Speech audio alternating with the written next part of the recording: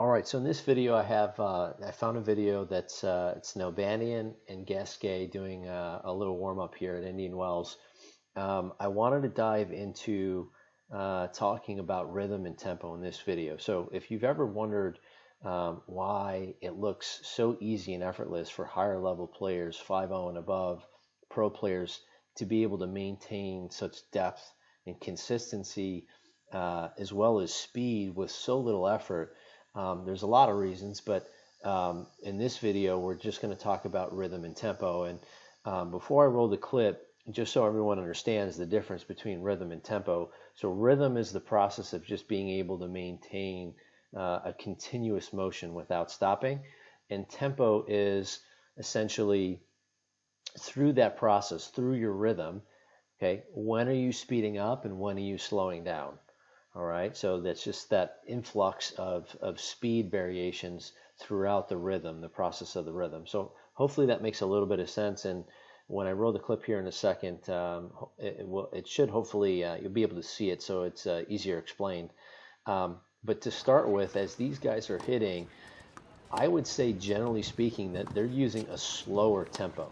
Okay, yeah, while they're doing this, you can see that the ball is still has a decent amount of speed as well as depth to it as they're hitting. And you know, especially in terms of if you're a 4-0 level or 4-0 level player or below, you know, you should be pretty satisfied with the amount of consistency, depth, and speed that these guys are creating. And you know, the myth here is that you don't have to really crush the ball to create that type of speed and depth.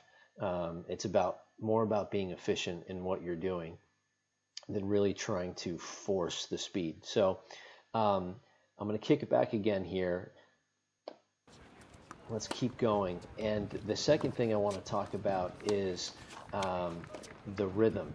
All right. When you notice, let's just look at Nalbandian. It's easier to see. He's closer. When he begins the process of preparing or coiling, whatever adjectives you like to use to describe that process, it's continuous. And this is what we talk about with rhythm. And even on his backhand, it's continuous. He does not stop. He doesn't turn. He doesn't stop. He doesn't hitch in the middle of his backswing. Even Gasquet over there, right? You'll notice that as soon as they begin the process of preparation or coiling, everything is continuous. Okay, and that is essentially rhythm defined in terms of how we would analyze it or look at it on the tennis court.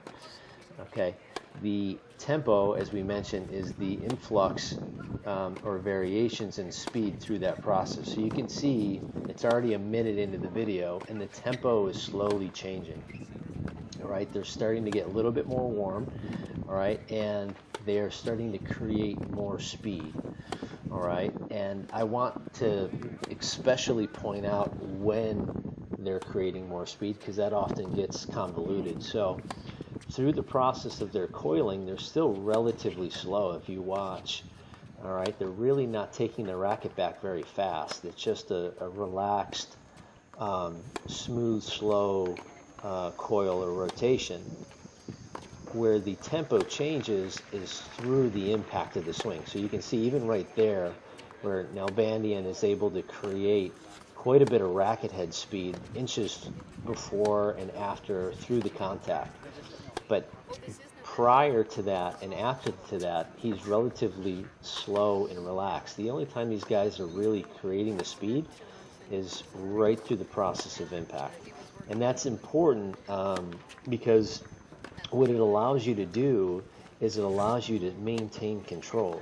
If we're trying to speed up well before impact, all right, it's easier for things to get out of control, and we lose the timing of the shot as well as control of the racket face, and that's where the errors start to creep in. So what's allowing them to really maintain the consistency here as they're speeding up their tempo is the fact that they are still going slow, and then he creates the speed at the last second. So even on the backhand there, right? Slow, and then he'll create the speed. So that oftentimes, again, gets lost with a lot of club level players, and that's why I wanted to point it out in this video to ensure that we're separating the idea of tempo as well as rhythm. All right, so hopefully that helps. If you have any comments, please don't hesitate to leave them below. Questions, I'll be happy to answer them. So, but anyways, all the best. Hope you enjoyed it, and more videos to come.